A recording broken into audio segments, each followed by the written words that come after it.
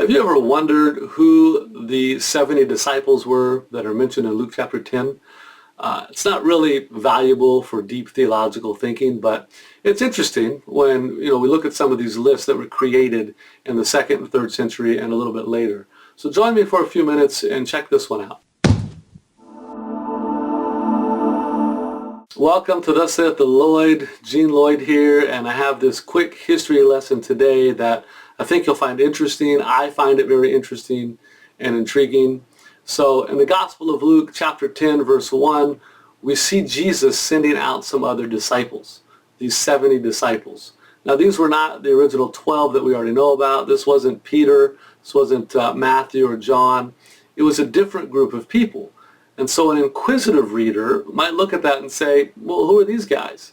And what was their role and what was Jesus using them for? Before we go any further into that, please take a second to like, subscribe, follow. As I continue to build this channel, I can really use your help in getting this content out to more people, so I would appreciate if you would take a second to do that. Okay, so who are these disciples? We get one clue in Acts chapter 1, verse 21 through 23, where we see the disciples discussing that Judas needs to be replaced and that somebody who has been with them from the beginning needs to be the one to replace them. And so in that process, they put Justus and Matthias forward. So these two must have been around from the beginning. Okay, and Matthias, we know from that scripture, was ultimately selected to replace Judas. But why were these the two that they chose from? That's a good question to ask. So some church historical documents provide us with this list of who those 70 disciples were and some of their roles within the church. Okay, now they're not authoritative, they're not scripture, we don't know 100% that they're accurate, but they are very interesting to look at. So 3 of the names that get attached to these lists, the authors supposedly of these lists, are Irenaeus, Hippolytus, and then Solomon of Basra. Irenaeus lived in the 2nd century, Hippolytus was in the 3rd century, and then this particular Solomon was much later. He was in the 13th century.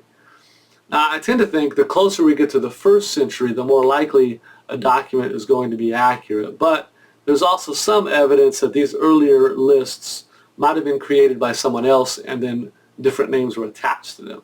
So we can't take them, super accurate, right? But they're very interesting because there are similarities between the lists. And we see some of the names on all 3 lists. We see the same names pop up. So there's 3 things in particular, actually, that I find interesting about these lists. First, some of them are mentioned in Scripture. I think that's very interesting. Second, some of them are mentioned as being heretics who fall away from Christ and end up denying his deity. And then third, we see some correlation between the 3 lists. So some of the people of note that you might recognize that are on these lists, James, the brother of Jesus, is on there. Ananias, the guy who prayed for Paul in Acts chapter 9, he's on there. Stephen, who was martyred in Acts chapter 7, he's on the list. Philip, who baptized the eunuch in Acts chapter 8, he's on the list. Luke and Mark, authors of 2 of the Gospels, they're on the list. Timothy is on the list. So the reason this all intrigues me is because it tells me that there was this larger group of people who Jesus was discipling and who he was sending out. So I think if we look at this, we can see there could have been other activity going on that we're not aware of. There could have even been some more of those 70 people ministering somewhere that we're not aware of from what the scripture tells us, and these lists might fill in some of the gaps, but we don't know for sure. Okay, so if you ever wondered, like, where did Luke and Mark come from? Why are they writing these Gospels? This could be the answer. Maybe they were part of the 70, right? And we can also assume that Justus and Matthias were part of the 70 because they were specifically singled out to be selected from. Some people on the list are even mentioned as being bishops over different regions. And so that's very interesting. So all of this is very interesting to me. Again, nothing theological here, nothing deep thinking theologically, but interesting to know about the early church history and to know about who may have been involved in different operations.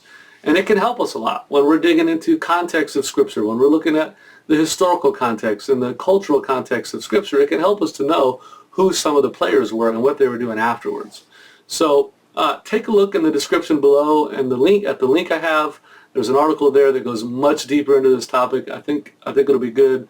I've also got a link to the list that Hippolytus worked on, that he wrote, supposedly wrote. So you can look at that list and you can see the names that are on that list. So thus saith the Lord. I think that this is interesting. I think that knowing about the 70 disciples is interesting. Don't forget to leave your comments below. I'd love to hear what you think. Maybe you've read these lists before. Maybe you think they're all garbage and they're not real. I'd love to hear your thoughts. And also leave some comments about some other things you want me to cover. Okay? I'll see you next time.